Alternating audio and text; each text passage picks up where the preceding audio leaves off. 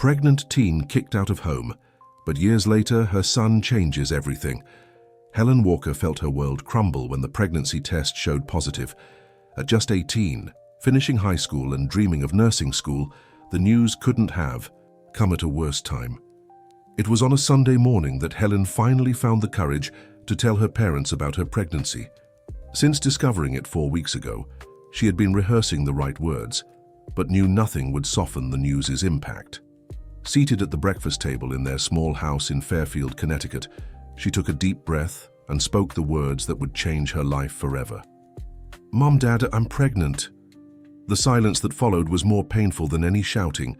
Her father, Anthony, a rigid and traditional man, put down the newspaper he was reading and stared at his daughter as if looking at a stranger. Her mother, Martha, dropped her coffee cup, spilling the dark liquid on the embroidered tablecloth she had inherited from her grandmother. "How could you do this to us, Helen?" asked Martha, with a trembling voice. "After everything we've done for you? All our sacrifices?" Anthony remained silent, his face hardening with each passing second, until he finally stood up, slamming his hands on the table so hard that the glasses rattled. "Where did we go wrong with you?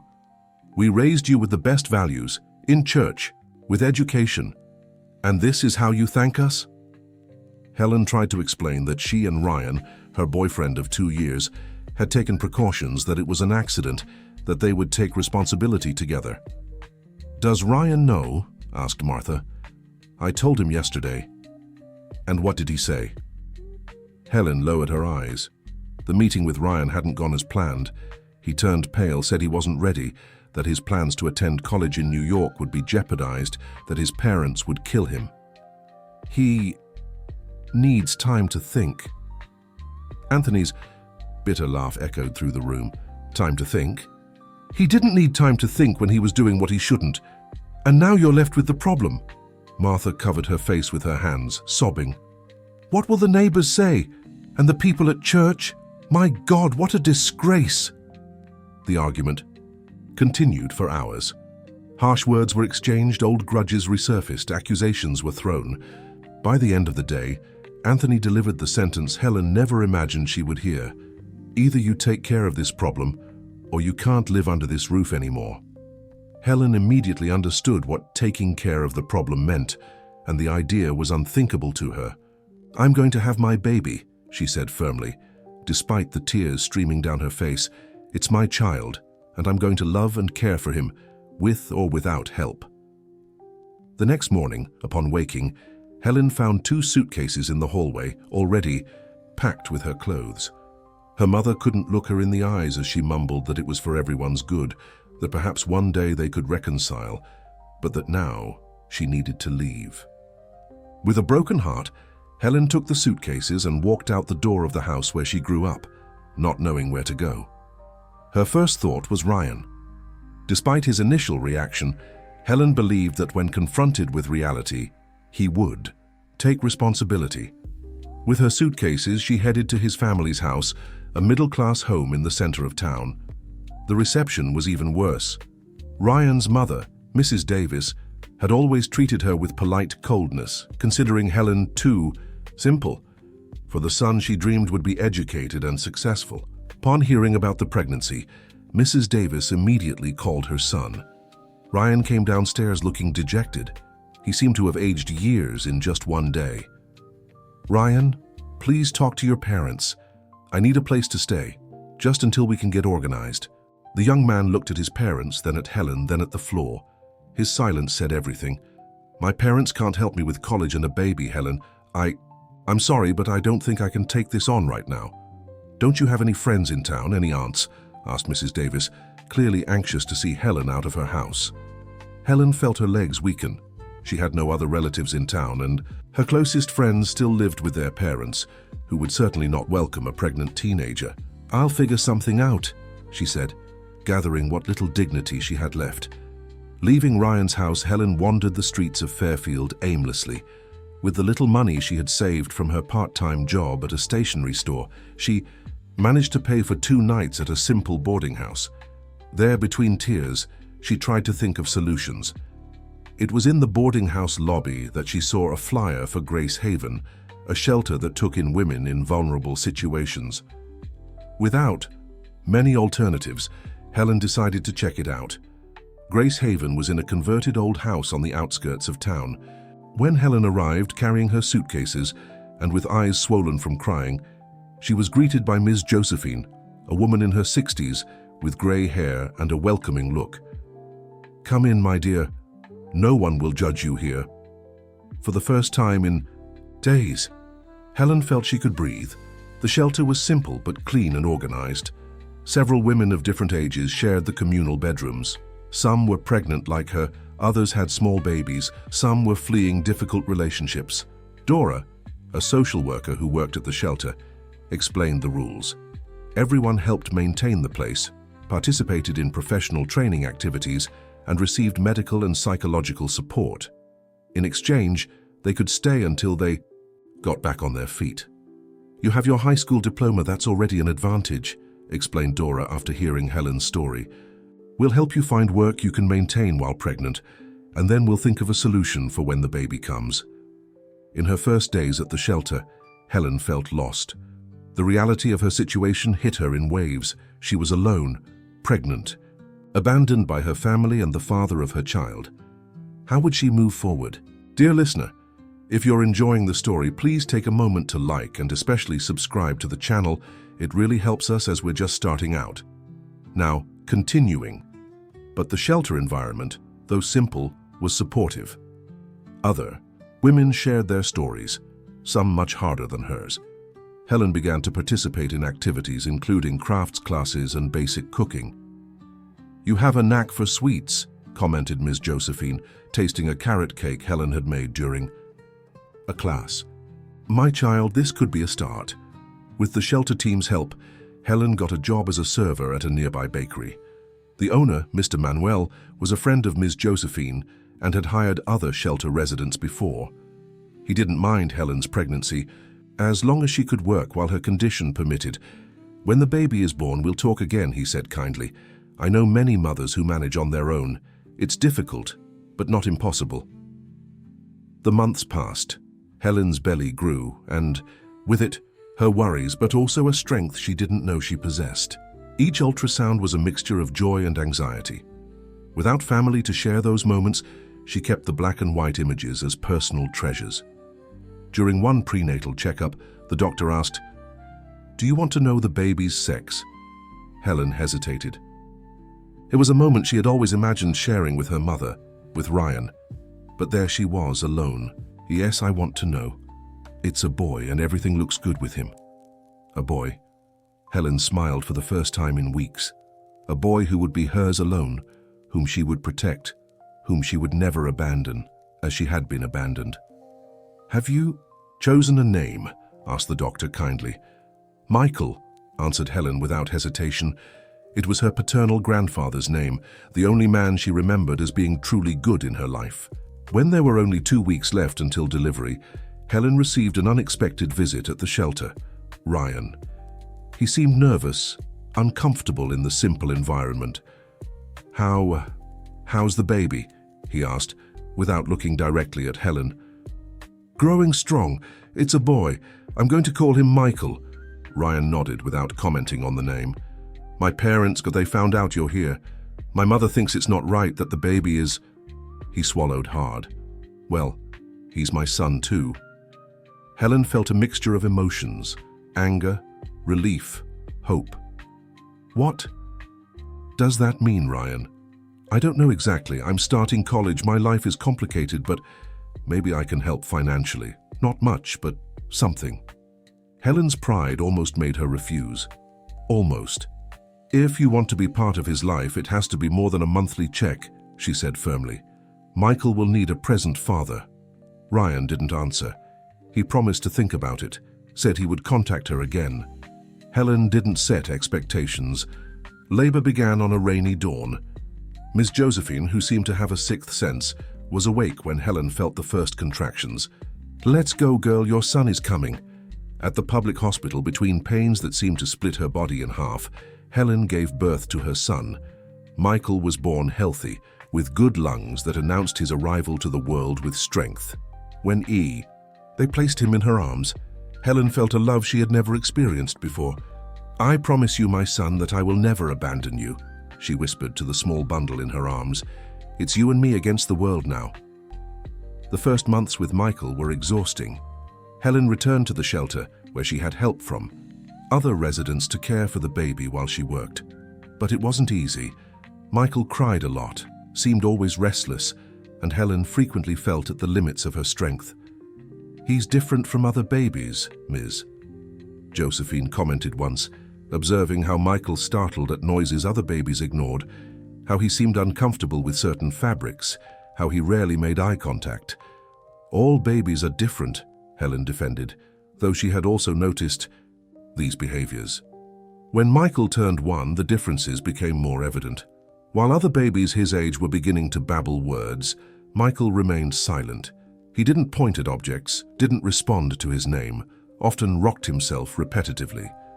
Helen, who now worked full-time at the bakery and made cakes to order in her spare time, began researching child development in books borrowed from the library and, when possible, on the computer at the local internet cafe. It was Dora, the social worker, who first mentioned the possibility. "Helen, I think it would be good to take Michael to a specialist. Some of his behaviors remind me of children with autism I've worked with." Autism. The word fell like a stone in Helen's stomach.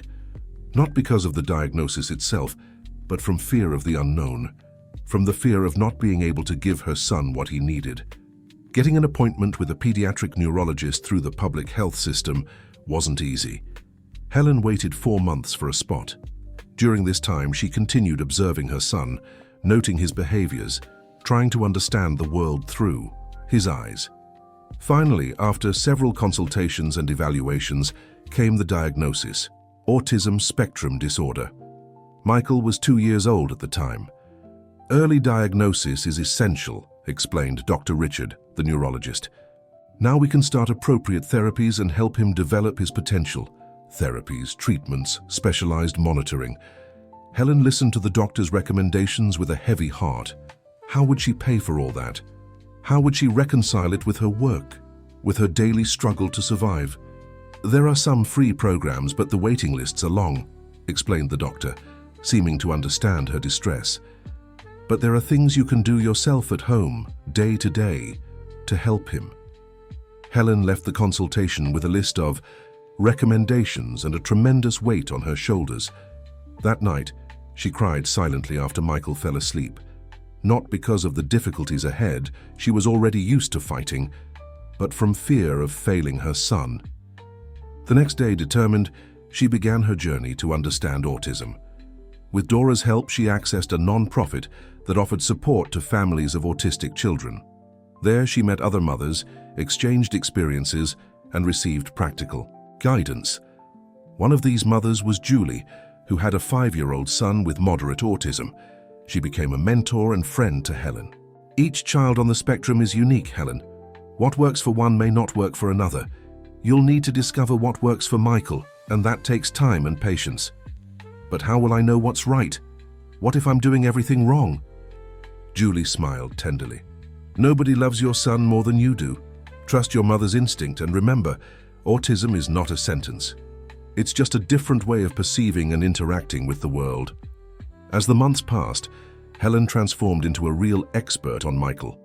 She learned to identify triggers that caused anxiety attacks in him, discovered activities that calmed him, created predictable routines that made him feel secure. One of the great discoveries was music. Michael, who rarely showed interest in conventional toys, became absolutely fascinated when he heard certain melodies. His eyes would brighten, his body would relax, and sometimes he would even emit small sounds as if trying to accompany the music. "He has perfect pitch," commented Laura, a volunteer music therapist who visited the shelter bi-weekly. "It's a rare gift and quite common in people with autism." Music became the bridge between Helen and Michael, the way they communicated when words failed. And they failed frequently, as Michael, at 3 years old, still wasn't speaking. "Don't force it," Laura advised. "Some children with autism develop speech later, others use alternative forms of communication." Helen learned basic sign language to communicate with her son. Her room at the shelter, Now she had a small individual room, thanks to the time she had been there, and the work she did helping with administration was covered with picture cards that Michael used to express his needs. However, not everything was progress. Helen faced judgmental looks when she went out with Michael.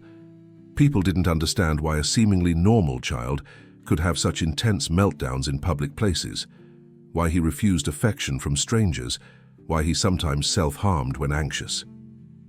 "That boy needs discipline," commented an elderly woman in the supermarket line once, when Michael began rocking and making repetitive sounds due to the fluorescent lights and overstimulation.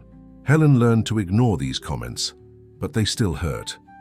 What saddened her most, though, was Ryan's complete disappearance and her parents' continued absence.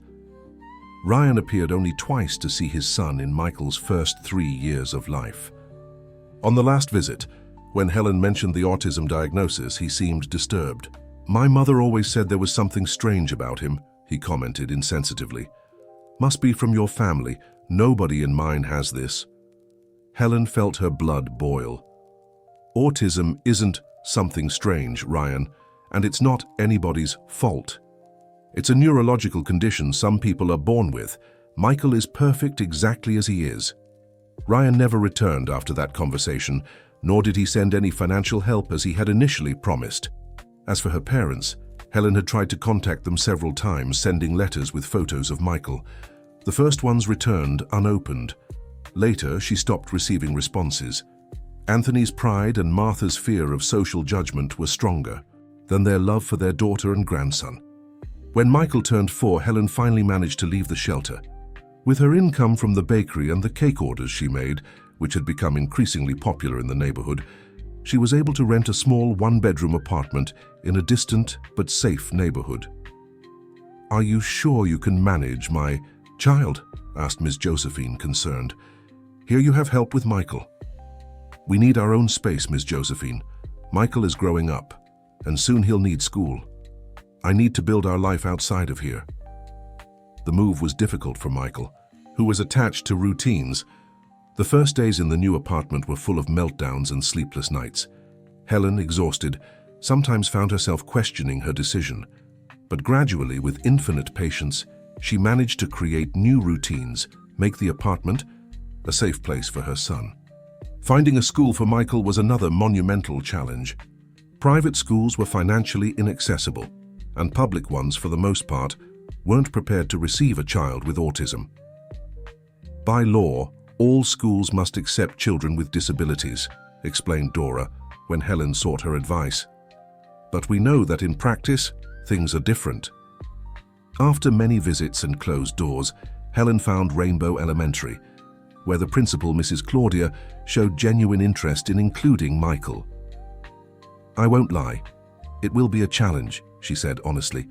"We have few resources and none of our teachers have specific training to work with autistic children, but we're willing to learn alongside you." It was enough for Helen. Michael began attending school half-day while Helen worked. Afternoons, she dedicated exclusively to her son, conducting therapeutic activities she learned in support groups. The routine was exhausting. Helen woke up at 5 in the morning to prepare the day's cake orders, took Michael to school at 7:30, worked at the bakery until noon, picked up her son, spent the afternoon with him, and when he slept, she still prepared doughs and fillings for the next day. "You need to take care of yourself too, Helen," Julie advised at one of the support group meetings. "If you get sick, who will take care of Michael?" But Helen barely had time to breathe, let alone take care of herself. At 23, she looked much older, with permanent dark circles and rare smiles. Her social life was practically non-existent, limited to support group meetings and quick conversations with customers at the bakery. It was on one of these exhausting days that something unexpected happened. Helen was at the bakery serving customers when an elegant older lady came in, asking for a birthday cake for the next day. "I'm sorry, but for special orders we need at least 3 days' notice," explained Helen, repeating the store policy. The woman looked disappointed. "I understand, but it's for my granddaughter who has her birthday tomorrow. I traveled last minute to see her and wanted to bring something special." Something in the lady's expression touched Helen. "What kind of cake would you like?" "Something with chocolate, Mila loves chocolate. Mila. Michael's nickname was Mickey, as he had started calling himself when he finally began to emit some words at 4 years old. You know, I make custom cakes too besides working here. If you don't mind picking it up at my home, I can make one for you tonight. The lady, Mrs. Eleanor, was delighted. They exchanged contacts, and Helen promised to have the cake ready by the next morning. That night, after putting Michael to bed, Helen prepared a special chocolate cake, decorated with strawberries and whipped cream as she knew so well how to do. She was exhausted, but something in Mrs. Eleanor's gratitude motivated her to take special care with that order. When Mrs. Eleanor appeared to pick up the cake the next morning, she was amazed. It's perfect. Much more beautiful than the ones from that expensive bakery downtown. How much do I owe you? Helen mentioned a price which was quite reasonable considering the cake's quality. Mrs. Eleanor, however, paid double. This isn't charity, my dear. It's the fair value for your work and your kindness in fulfilling my last-minute request. Before leaving, Mrs. Eleanor asked, "Do you have business cards? I know many people who value a good homemade cake." Helen didn't, but she improvised on the spot, writing her name and phone number on some pieces of paper. She didn't expect much from it, but it was a kindness to return Mrs. Eleanor's interest. The following week, to her surprise, Helen received 3 calls from people ordering cakes. All were friends of Mrs. Eleanor. "Your cake was the hit of the party. Everyone wanted to know where I got it," explained one of the women on the phone. The orders started to increase. Soon, Helen wasn't just making occasional cakes, but had orders almost daily. The extra money was welcome, allowing her to buy therapeutic materials for Michael and even hire a private speech therapy session, something that had been on the waiting list in the public system for months. With the increase in orders, Helen began to have difficulty juggling everything. That's when Mr. Manuel, noticing her potential, made a proposal. "Helen, you have a talent for baking. How about we form a partnership? You can use our kitchen in the afternoons to make your cakes. After the lunch rush ends, in exchange, some of your cakes will be displayed in our showcase." The proposal was perfect. Helen could drop Michael at school, work at the bakery in the morning, pick up her son for lunch at home and leave him with a neighbor, Mrs. Teresa, a kind retiree who had become fond of the boy, while she returned to the bakery to make her cakes. Her desserts soon became known in the neighborhood and beyond. Helen's sweets gained a small but loyal clientele, appreciating the handcrafted touch and homemade flavor of her recipes. Michael, now 5 years old, also showed progress. He still didn't speak much, using mostly single words and short phrases, but his understanding increased each day. The school, despite its limitations, had been a positive environment for him, especially thanks to teacher Marianne, who showed special interest and patience with the boy. "He has an incredible talent for patterns and numbers," the teacher commented in a meeting. "He can solve complex puzzles and memorize sequences with impressive ease." Helen absorbed these comments like treasures. Each small skill discovered in Michael was celebrated as a great achievement. She kept a diary of her son's victories, from the day he finally allowed a hug without pulling away, to the first time he said "Mommy" while looking into her eyes. It was on a Sunday afternoon when they were in a park near the apartment, one of the few public places where Michael felt comfortable, that Helen had an unexpected encounter. Sitting on a bench, watching Michael play with fallen leaves, he loved organizing them by size and shape. She didn't immediately notice the presence approaching.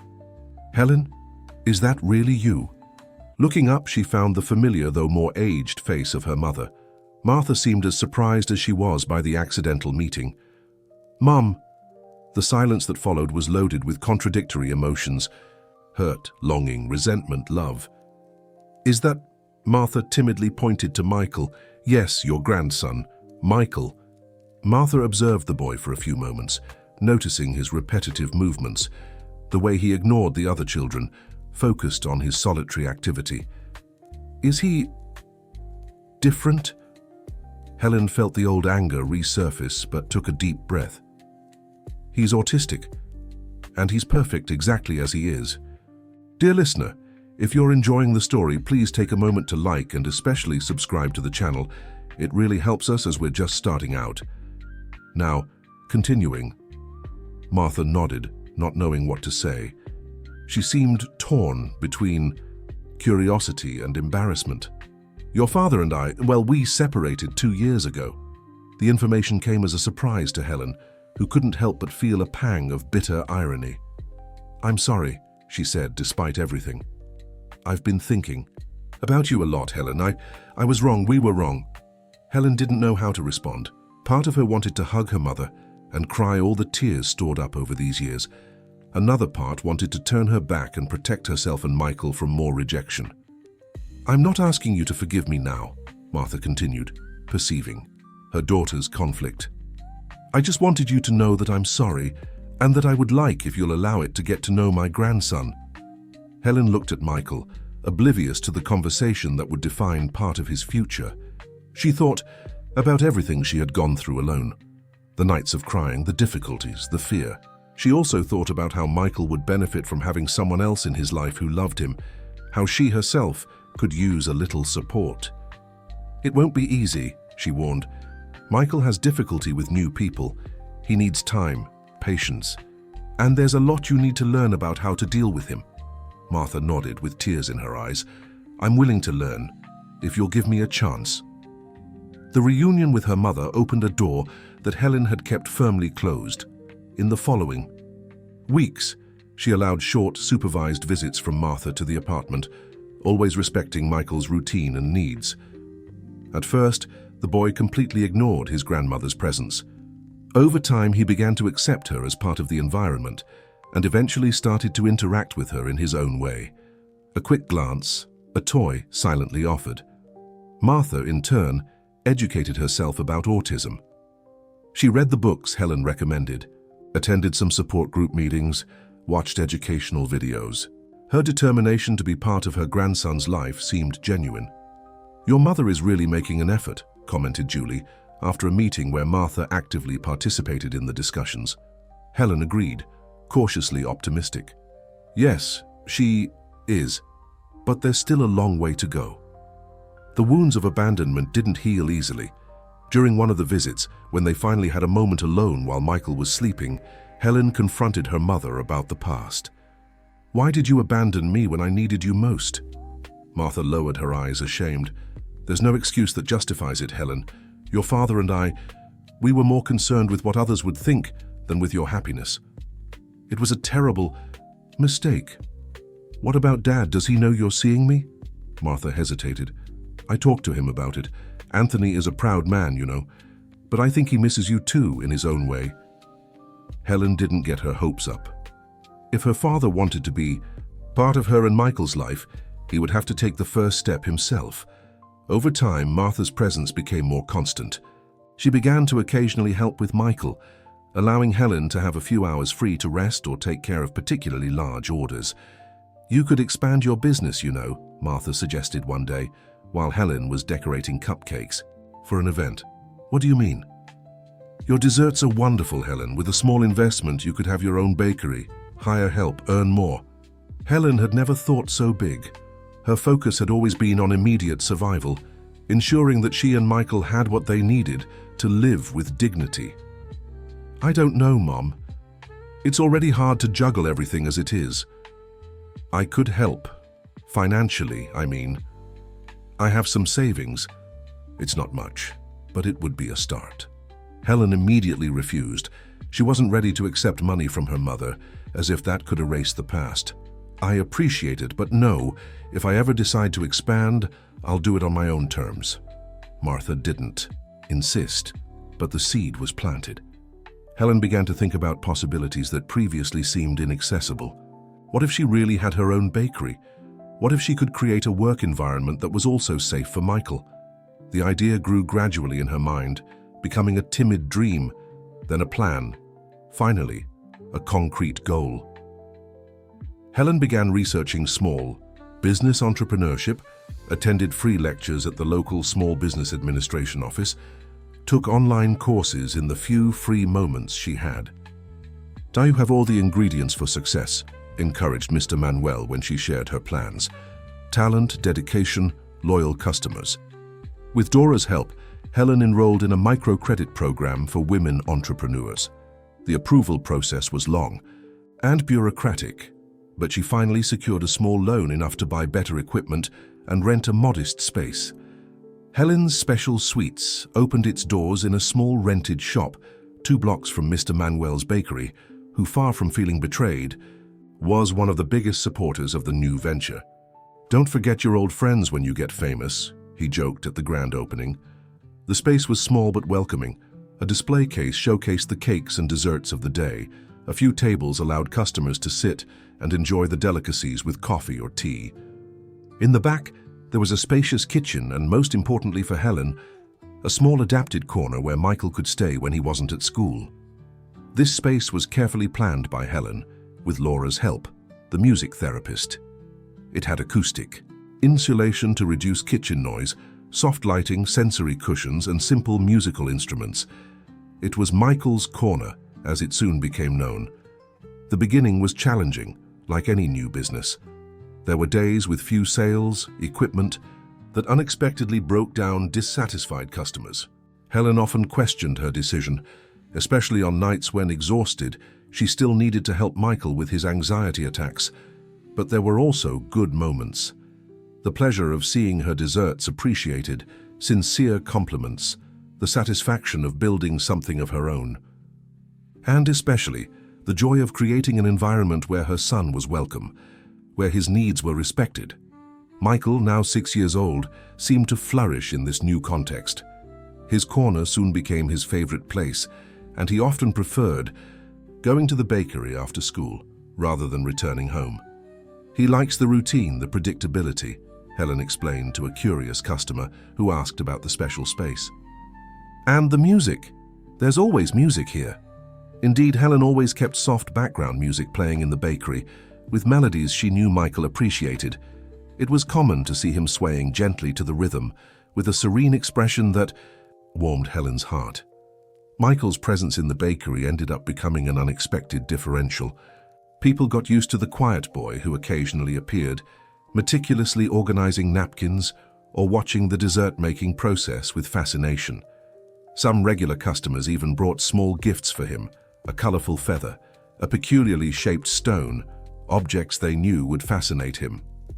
"Your son is very special," commented an elderly lady who visited the bakery almost daily. "There's a purity to him, a different way of seeing the world." Helen smiled, grateful. Not everyone shared this positive view. There were still uncomfortable looks, malicious comments disguised as concern. But gradually, the community around Special Sweets was learning to accept and value difference. One of the most significant moments came when Helen decided to put a small sign in the window. "This establishment supports neurodiversity." Along with the sign, she provided informational brochures about autism, donated by the support group. "You're exposing yourself too much," warned Martha, concerned that the stigma might affect business. "I'm not hiding anymore, Mom, or hiding Michael. We are who we are." To Martha's surprise, and secretly Helen's too, the initiative was positively received. Other families with neurodivergent children began to frequent the space, knowing they wouldn't be judged there. Local educators brought students to visit the establishment as part of awareness activities about inclusion.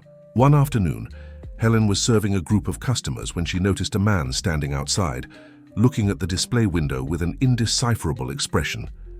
When their eyes met, he quickly looked away and moved on. The next day he returned. And the next, always observing from a distance, never entering. "Do you know that man?" Helen asked her only employee, Clara, a young single mother she had hired to help with customer service. "Never seen him before.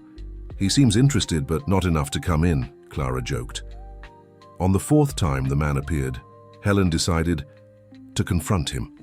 Leaving the store, she approached him directly. "Can I help you with something? You've been visiting the window every day." The man seemed embarrassed. He was older, perhaps around 50, with graying hair and a rigid posture. That reminded her of someone. "Are you the owner of the bakery?" "Yes, I'm Helen." He hesitated, as if searching for the right words. "I'm Anthony, your father." Helen felt her blood run cold. She hadn't seen her father in almost 7 years, since the day she left home with 2 suitcases in a hurry. He looked older, more worn down, but still carried the same severe expression she remembered. "What are you doing here?" she asked, trying to keep her voice steady. "Your mother told me about your business, about the boy, my grandson. I just wanted to see. See from a distance, without approaching, without talking to us." Anthony lowered his eyes, something Helen had never witnessed. Her father had always been a proud man who never showed weakness. "I didn't know if I would be welcome. After everything, there was so much to be said, so much accumulated resentment, so many nights of solitude." Helen felt the weight of it all, wanting to escape at once, in accusations and recriminations. But then she thought of Michael, how he was learning to deal with his difficulties, how she herself was learning to accept and forgive. Not for the other person, but for herself. "Do you want to meet your grandson?" she finally asked. Anthony nodded silently. "Then you need to understand some things first." In the following days, Helen met with her father at a cafe near the bakery without Michael. They talked about the past, about mistakes made, about the present they were building. Helen explained about Michael's autism, about his special needs, about how to approach him appropriately. "He doesn't like to be touched without warning, doesn't appreciate loud noises, needs routine and predictability," she explained. "If you want to be part of his life, you need to respect that." Anthony listened attentively, asking occasional questions. He was different from the authoritarian man Helen remembered. The divorce, he explained, had been a turning point. Losing his family made him question ingrained values and beliefs. "I made mistakes, Helen. Big mistakes. With your mother, with you. It was my pride, my stubbornness. I don't expect you to forgive me. I just wanted you to know that I regret it." Helen didn't answer immediately. Forgiveness was a process, not a single moment. "We can start slowly," she suggested finally. "Michael takes time to get used to new people." Just as happened with Martha, Anthony's reintegration into Helen and Michael's life was gradual. The first meeting was brief and tense, but surprisingly, Michael seemed less disturbed by his grandfather's presence than Helen expected. Perhaps it was the calm and patient approach that Helen had insisted Anthony adopt, or perhaps it was simply Michael's unpredictable nature. Whatever the reason, in subsequent visits, Michael began to show a shy curiosity about the new character in his life. A particularly touching moment occurred when Anthony brought a small guitar as a gift for his grandson. Helen was apprehensive. Unrequested gifts were often ignored by Michael, but to her surprise, the boy was fascinated by the instrument. "My father played guitar," explained Anthony, as he watched Michael carefully pluck the strings, producing seemingly random sounds that clearly enchanted him.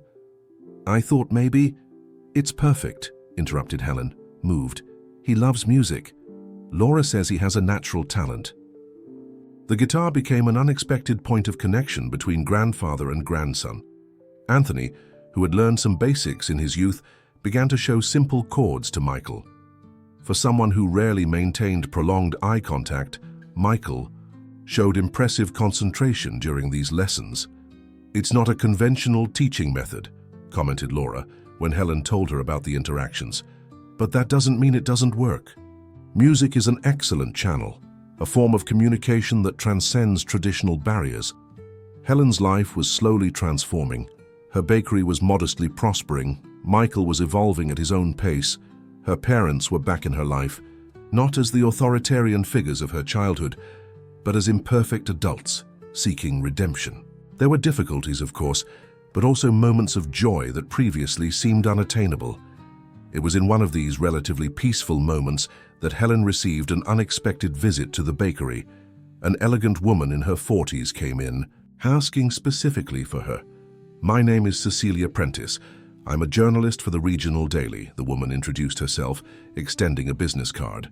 "I'm doing a series of articles on women's entrepreneurship in the region, and your name came up several times in my research."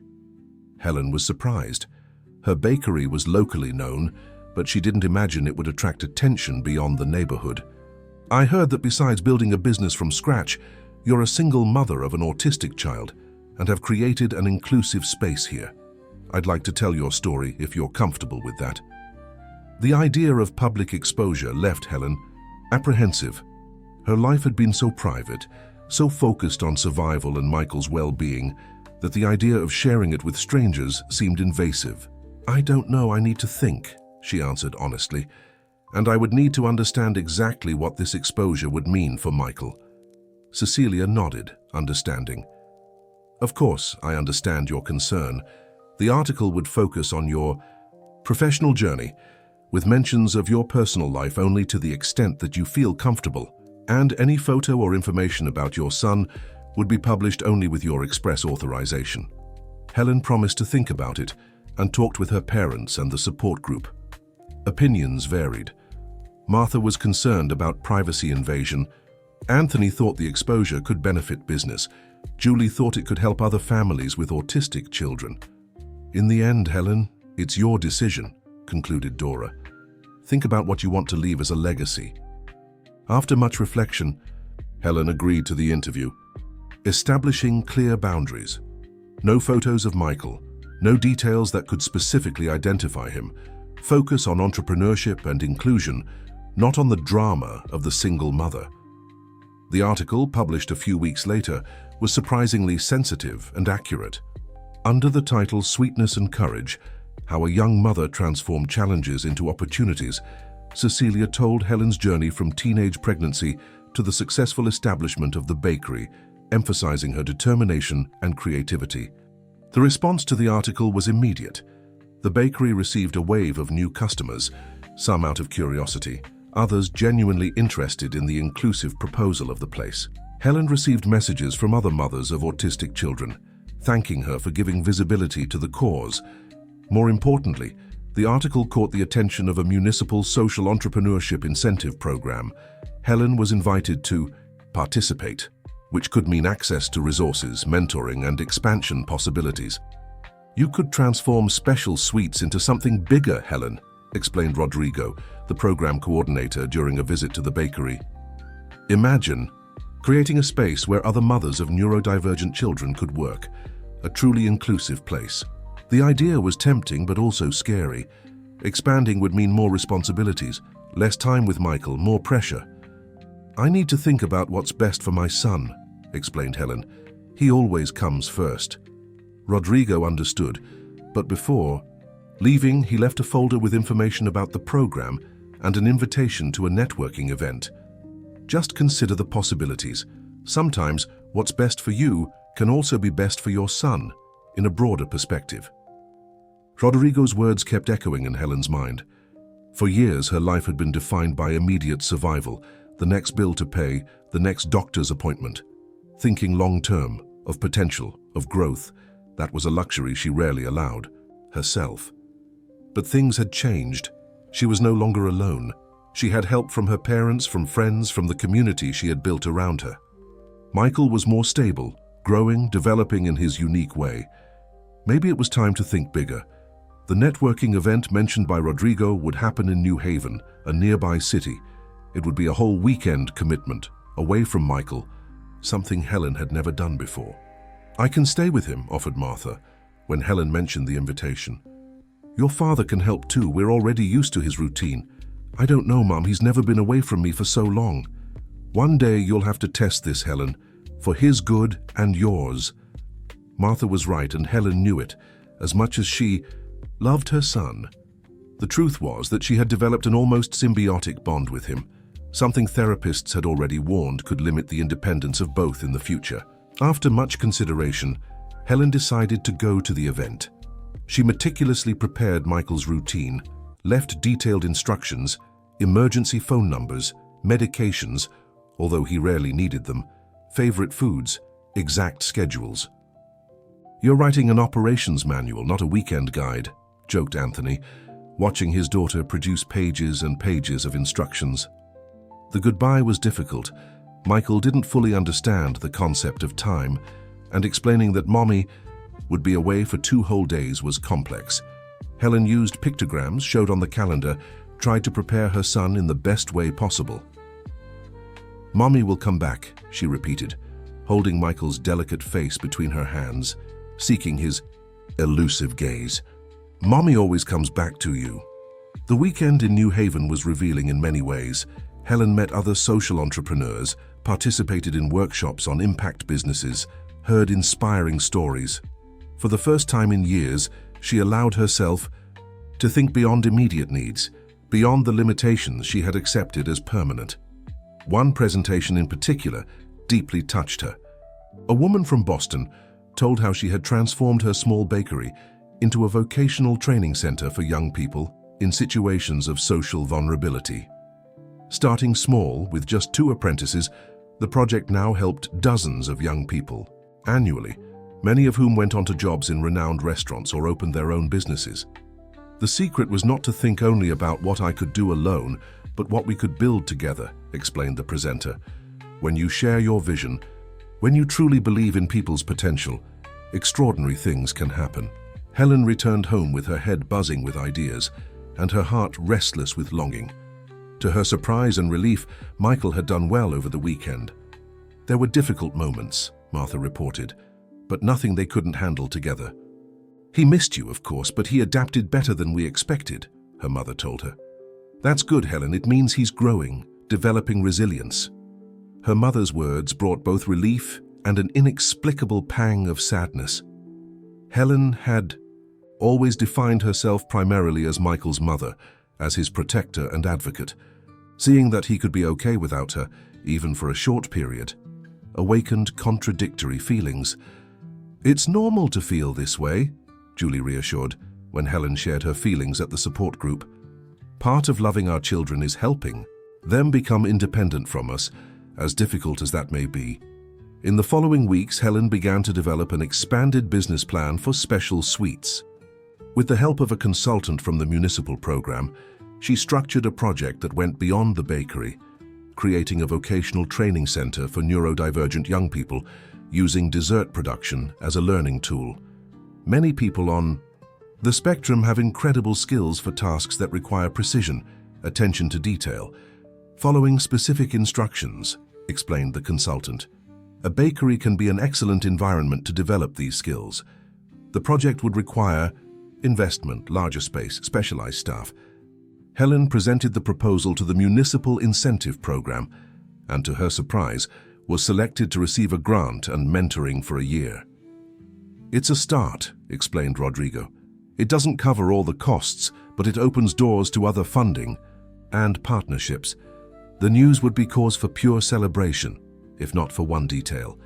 Implementing the project would require Helen to move to New Haven, where the program headquarters was located, and where there was greater infrastructure support for such initiatives. Move to another city? Martha seemed devastated by the possibility. Now that we're finally rebuilding our family? It's not a decision I've made yet, Mom. I'm just considering the options. But the truth was that the more Helen thought about it, the more she felt it was the right direction to go. New Haven had better inclusive schools for Michael, better specialized health services, a more organized community of families with autistic children. You could visit us frequently, suggested Helen. It's not that far. Her father was surprisingly more understanding than her mother. You need to do what's best for you and Michael, said Anthony. You've already sacrificed a lot of your life for him. If this opportunity can build a better future for both of you, you should seriously consider it. Helen's big concern was, obviously, how Michael would react to the change. Children on the autism spectrum often had significant difficulties with transitions, especially something as radical as changing cities, homes, schools, routines. She consulted Michael's psychologist, who suggested a gradual transition plan. Preliminary visits to New Haven, getting to know the new house before moving, bringing familiar objects, maintaining key elements of the routine, visually preparing the boy with photos and social stories about the move. It won't be easy, Helen, the psychologist warned. There will be challenges, setbacks perhaps, but children are surprisingly adaptable, even those on the spectrum. With adequate preparation and continuous support, Michael can adjust well to the new reality. The final decision came after a sleepless night, weighing all the pros and cons. By morning, Helen informed her parents of her intention to accept the grant and move to New Haven within 3 months. Enough time to prepare Michael, sell or rent the apartment, transfer the bakery, or find a buyer. The news spread quickly among customers and friends. Many expressed sadness at seeing Special Sweets close its doors. Others offered help with the transition. Miss Josephine from Grace Haven organized a small farewell party, gathering people who had been part of Helen's journey. "You came to us as a frightened girl," said the elderly woman, emotional. "And now I see a strong woman, an entrepreneur, an amazing mother. I'm so proud of you, my child." The words of the elderly woman, who had been one of the first to extend a hand when Helen needed it most, brought tears to her eyes. Looking around the shelter room, seeing familiar faces, some who had known her since she was a desperate pregnant teenager, Helen felt the weight of her journey. "I couldn't have done it without you," she said with a choked voice. "Each person here was part of my story, of Michael's story." The party was simple, but meaningful. Michael, sensitive as always to the emotional energy around him, stayed close to his mother, quiet but observant. Occasionally he would approach specific people, Ms. Josephine, Julie, Laura, as if he too was saying goodbye in his own way. The next day, sitting in a circle of women at the support group for mothers of children with autism, Helen shared her plans, her fears, her hopes.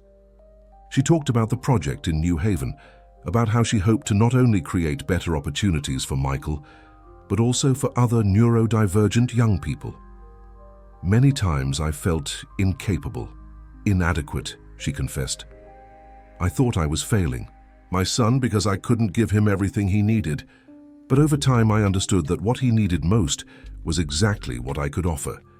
Unconditional love, full acceptance, endless determination to find ways to communicate." Julie, who had been a mentor to Helen from the beginning, hugged her, with tears in her eyes. "You're going to leave a huge void here, Helen, but you'll also spread seeds of hope wherever you go. And know that you'll always have a home to return to if you need it." The 3 months passed in the blink of an eye. Between practical and emotional preparations, Helen found a buyer for the bakery, a young couple who promised to maintain the name and essence of the place, including Michael's Corner, which would become a space for all neurodivergent children in the community. Her apartment was put up, for rent with Anthony's help, who showed unexpected ability to deal with bureaucratic details. Martha dedicated herself to helping prepare Michael, visiting New Haven with them several times, helping to decorate her grandson's new room in a familiar and comfortable way. The new house, a small rented townhouse with a yard, was in a quiet neighborhood of New Haven, close to a school with a well-established inclusion program and a therapy center affiliated with the municipal health system. When the moving day finally arrived, Helen felt a mix of excitement and terror. She was leaving behind everything she knew, everything she had built with so much effort. Michael, although well prepared for the transition, was quieter than usual, as if he too felt the weight of the change. "Everything will be fine," Martha assured, hugging her daughter and grandson before they got into the car, loaded with their last personal belongings. The rest had already been transported days before. "We'll be here whenever you need us." The trip to New Haven was peaceful. Michael, fascinated by the car window, watched the landscape change, occasionally pointing to something that caught his attention: a colorful bird, a red car, his favorite color, a peculiarly shaped cloud. Helen observed her son in the rearview mirror, amazed at his ability to notice details that would go unnoticed by most. It was one of Michael's many special qualities, this acute attention to specific elements of the environment, this unique perception of the world. The first month in New Haven was one of intense adaptation. As expected, Michael had difficulties with the new routine, the new house, the new sounds and smells. There were sleepless nights, anxiety attacks, regressions in behaviors that Helen believed were overcome, but there was also surprising progress. The new school, truly prepared to receive neurodivergent children, provided support structures that the old one never could offer. Michael had access to a specialized support teacher, occupational therapy sessions during school hours, sensory rooms for overload moments. "He's responding very well to the interventions," commented the educational coordinator after the first month. "He's already becoming familiar with the routines, interacting with some classmates in his own way." Helen's professional project also began to take shape. With the grant from the municipal program and specialized mentoring, she rented a modest but adequate commercial space to start the expanded version of Special Sweets. A small confectionery laboratory in the back would be dedicated to training neurodivergent young people, while the front store would sell the products. Things seemed to finally be falling into place when an unexpected incident shook the newly conquered stability. A bakery customer, after buying some sweets, recognized Helen from the article in Fairfield.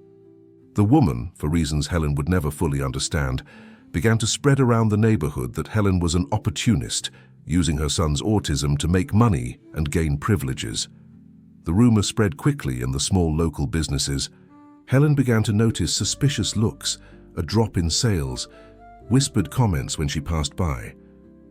The situation reached its peak when a mother withdrew her teenage son from the training program that Helen had just started, claiming she didn't trust her intentions. "How can they say these things?" Helen confided to Dora during a phone call. "All I did was fight to give my son a dignified life, to create opportunities for young people like him." Dora, with the wisdom acquired from years of social work, sighed heavily. "Unfortunately, Helen, prejudice takes many forms. Sometimes it comes disguised as concern, as protection, and it often hits hardest those who dare to break barriers. What do I do now? What you've always done. Keep fighting, keep showing through your actions who you really are." Helen decided to face the rumors directly. She called a small meeting at the bakery, inviting local merchants and parents of potential apprentices. She spoke openly about her story, about the difficulties she faced as a single mother of an autistic child, about how she transformed these difficulties into a project to benefit others. "I'm not asking you to believe me just by my words," she concluded. "I ask that you give me the chance to prove through actions who I am and what the true purpose of this place is." For some, Helen's sincere testimony was enough to dispel doubts. Others remained skeptical, but willing to observe more before judging. A few remained hostile, but became the minority as the results of Helen's work began to show. Dear listener, if you're enjoying the story, please take a moment to like and especially subscribe to the channel. It really helps us as we're just starting out. Now, continuing. The first group of young apprentices, 3 teenagers on the autism spectrum, completed the basic confectionery program 6 months after the opening in New Haven. The graduation ceremony, simple but moving, attracted local media attention. One of the young women, Lisa, 17, was soon hired as an assistant at a traditional bakery in town. "Before, I couldn't even imagine having a job," the girl shyly told during an interview. "I thought no one would give me a chance, that no one would have the patience to teach me. Ms. Helen showed that I can learn, that I can contribute, that I can have a future." Lisa's success opened doors for other apprentices. Local business owners, initially hesitant, began to take interest in the program. Some offered internships, others donations of equipment or raw materials. With the growth of Special Sweets, Helen needed to expand her team. She hired a professional pastry chef to help with commercial production, allowing her to dedicate more time to the training program. She also brought in a psychologist specialized in workplace inclusion, who helped adapt activities to each young person's specific needs and prepare work environments to receive them. Michael, now 7 years old, was also flourishing in the new city. Although he still had significant verbal communication difficulties, he was developing other forms of expression. His musical ability surprised everyone when, at a school presentation, he played a simple melody on the keyboard without ever having had formal lessons. "He learns by observing, absorbing," explained the music teacher, amazed. "It's as if the music speaks directly to him without need for translation." Helen began to invest more in her son's musical talent, taking him to specialized classes with a teacher who worked specifically with neurodivergent children. Michael didn't follow the traditional curriculum, didn't learn to read conventional sheet music, but developed his own relationship with music, his own way of creating and interpreting sounds. Life in New Haven gradually established itself in a new normality. Helen divided her time between the business, caring for Michael, and for the first time in many years, a small space for herself. She began taking dance classes once a week, an interest she had abandoned in adolescence, while Michael had his music therapy session. It was in one of these classes that she met Ben, a divorced history teacher who also had a child with special needs, Sophie, a 12-year-old with Down syndrome. "It's hard to find someone who really understands what it means to be a parent of a child with a disability," he commented during a coffee after class. "Most people only see the sacrifice, not the joy, the love, the personal growth that comes with it." Helen felt an immediate connection with Ben, not just because of their shared experience as parents of children with disabilities, but for his gentleness, his subtle humor, his compassionate intelligence. The relationship developed slowly, with respect for each other's space and time. Helen was hesitant, marked by Ryan's abandonment. Ben, equally cautious after a painful divorce, was in no rush. They started as friends, sharing experiences, challenges, small daily victories. Gradually, the meetings became more frequent, more meaningful. Helen introduced Ben to Michael only after 3 months of companionship, when she felt the relationship had potential to last. To her surprise, Michael and Ben established a natural and calm connection. Ben had the necessary patience to enter Michael's world without forcing interactions, respecting his space and his rhythm. "He likes you," commented Helen, moved after observing the two sharing a silent moment, contemplating the night sky. Michael, fascinated by the stars, occasionally pointed to specific constellations, and Ben simply confirmed his observation with a gentle smile. "And I like him," Ben answered simply. "He has a unique way of seeing the world. It's a privilege to be able to share that, even if briefly." Sophie, Ben's daughter, also gradually integrated into the small circle. More verbal and socially expressive than Michael, she often served as a bridge between worlds, translating intentions, facilitating interactions. "Michael played piano for me today," she enthusiastically recounted, after an afternoon the four spent together. "He plays very well. I think it's a song he invented because I've never heard it before. It's beautiful." Helen observed, amazed, how the children found their own ways to communicate, to build a friendship that transcended conventional barriers of social interaction. As the months passed, it became increasingly natural to think of Helen, Michael, Ben and Sophie as a unit, an unconventional family, built on foundations of mutual understanding, respect for differences, celebration of individualities. 1 year after moving to New Haven, Special Suites had established itself as a reference social enterprise in the region. The training program now served 10 young people simultaneously, some on the autism spectrum, others with different conditions: Down syndrome, mild intellectual disability, specific learning disorders. The model developed by Helen began to attract attention from other cities. She was invited to give lectures, share her experience, inspire similar initiatives. "I never imagined that my personal story, my struggle to survive and care for my son, could one day serve as inspiration for others," reflected Helen during one such lecture. "It teaches me that our greatest difficulties, when faced with courage and persistence, can transform into our greatest contributions to the world." In one of these lectures, at a symposium on inclusion and neurodiversity, Helen received an invitation that would again change the course of her life. A large bakery chain from New York proposed a partnership to expand the Special Suites model to other units, creating training and employment opportunities for neurodivergent young people throughout the metropolitan region.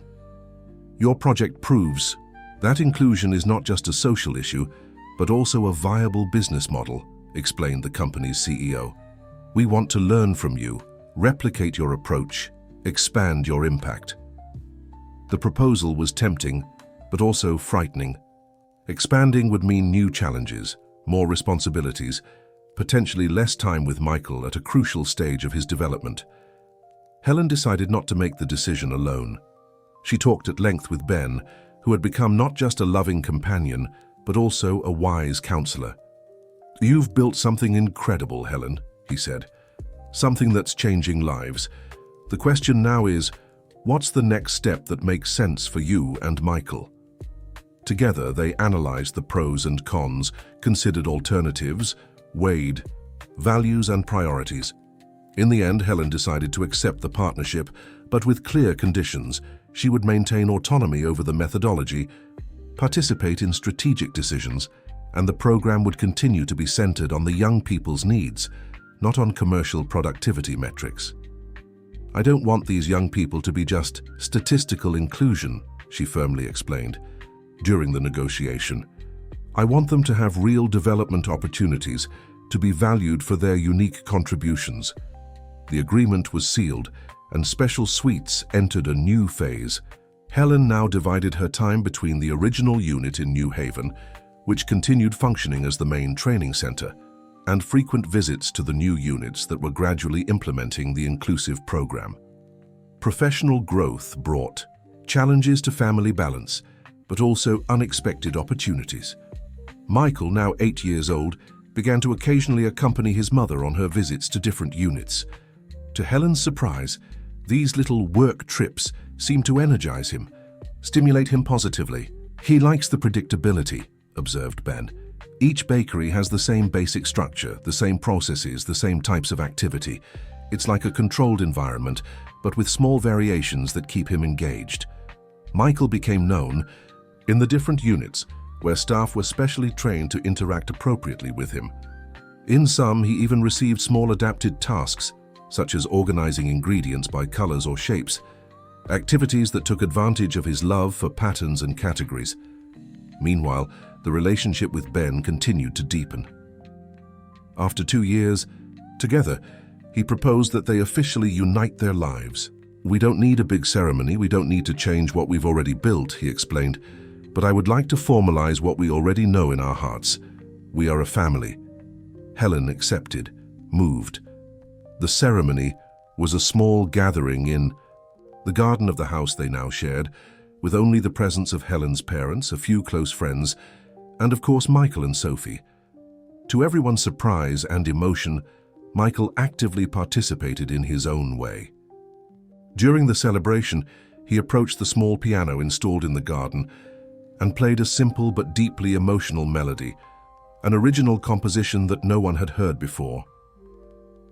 "It's his gift to us," whispered Sophie, who over the past 2 years had developed a remarkable ability to translate Michael's intentions. "He's happy because we're a real family now." Silent tears streamed down Helen's face as she listened to her son's music. She thought of the journey that had brought them here. The teenage pregnancy, the abandonment, the autism diagnosis, the countless struggles and triumphs, the people who had entered their lives, some who stayed, others who left, but all leaving their marks. Life wasn't perfect, it never would be. Michael still faced significant challenges, still struggled to communicate in the way the world expected. Society still had a long way to go in terms of true inclusion and acceptance of neurodiversity. Special Suites, despite its growth, was still a small drop in the ocean of needs. But in that moment, listening to her son's music, surrounded by love and acceptance, Helen felt a peace she never believed possible in the dark days at the beginning of her journey. The following years brought new chapters to Helen and Michael's story. The inclusion program expanded to 10 units in the new York metropolitan area.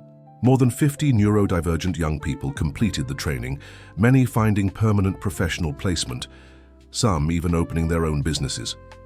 Helen was invited to share her experience at national conferences on inclusion and social entrepreneurship. Special Suites became a case study at universities, a model replicated in other cities. Michael, at 10 years old, continued to surprise and challenge. He still struggled with traditional verbal communication, but had developed alternative forms of expression, mainly through music, which had become his primary language. With the support of specialized teachers, he was composing increasingly complex pieces, exploring sound combinations that reflected his unique perception of the world. It was during this period that Helen received an invitation to participate in a special event, a symposium on extraordinary talents in people with autism, where Michael was invited to present one of his compositions. The idea left Helen apprehensive. Michael had never performed for a large audience, never been under so many unknown gazes. How would he react to the pressure, the lights, the noise? She discussed the possibility at length with Ben, with Michael's therapists, and finally, with Michael himself. using visual and social tools to explain what would happen, allowing him to process the information at his own pace. To her surprise, Michael showed interest. The idea of playing his music for other people seemed to please him, as long as certain conditions were met. Soft lighting, a quiet environment before and after the performance, the presence of familiar people near the stage. The event took place in a university auditorium, adapted to be sensorially friendly. When the time came for Michael to perform, Helen felt her heart race. Seated in the first row, between Ben and Sophie, she watched her son walk to the piano with deliberately measured steps, exactly as they had practiced. In the expectant silence of the auditorium, Michael positioned himself, took a deep breath, a self-regulation exercise he had learned, and began to play. The melody that flowed from his fingers was both simple and deeply complex. There were precise mathematical patterns, subtle repetitions and variations, unexpected transitions that somehow made perfect emotional sense. It was music that seemed to translate how Michael experienced the world, in layers of sensations, in overlapping patterns, in variable intensities. When the last note echoed through the auditorium, there was a moment of absolute silence, as if the audience needed to process what they had just witnessed. Then slowly the applause began, initially contained. Many in the audience were sensitive to loud sounds, but deeply felt. Michael, following the protocol they had practiced, stood up, made a small bow, and returned to the seat next to his mother. Helen held his hand, a gesture he now accepted and even sought in moments of intense emotion. "I'm so proud of you," she whispered. Michael didn't respond verbally, but his gaze for a brief moment met hers. A direct connection that was still rare, precious. After the performance, while Michael rested in a quiet room specially prepared for him, Helen was approached by various professionals and parents impressed with her son's talent. "He's extraordinary," commented a music teacher specialized in children with special needs. "His composition has elements that trained musicians would take years to master, and he seems to do it intuitively." Helen accepted the compliments with gratitude, but also with a deeper understanding she had developed over the years. "Michael isn't extraordinary just for the music," she explained. "He's extraordinary for being exactly who he is, for navigating a world that wasn't built for people like him, for finding his own voice when so many expected him to remain silent." Back in the room where Michael was resting, Helen found him, sitting quietly, exploring a sensory cube he always carried for potentially stressful situations. Sophie was by his side, softly conversing, sharing her impressions of the event. Helen observed the two for a moment, feeling a wave of gratitude for the unconventional family they had built, for the unexpected path life had taken. Ben joined, her hugging her by the shoulders. "He was amazing," he whispered. "Yes, he was," agreed Helen. "We all were." On the way back home, Michael, usually quiet in car rides, suddenly spoke, his clear and distinct voice cutting through the silence. "I love you, Mom."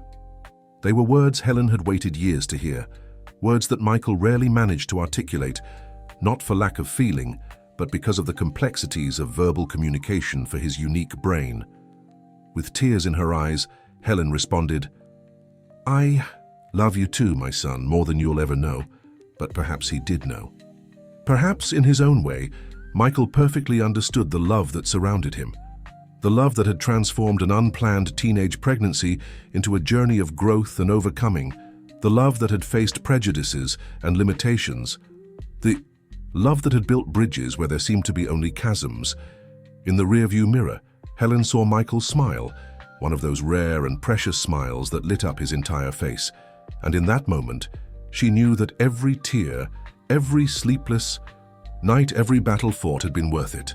The pregnant teen kicked out of home had found her way, and her son, against all expectations, had changed everything. The end. Dear listener, were you moved by Helen and Michael's journey? Tell us in the comments what touched your heart the most. If you also know stories of overcoming like this one, share them with us. Don't forget to leave your like and subscribe to the channel for more soul-warming stories.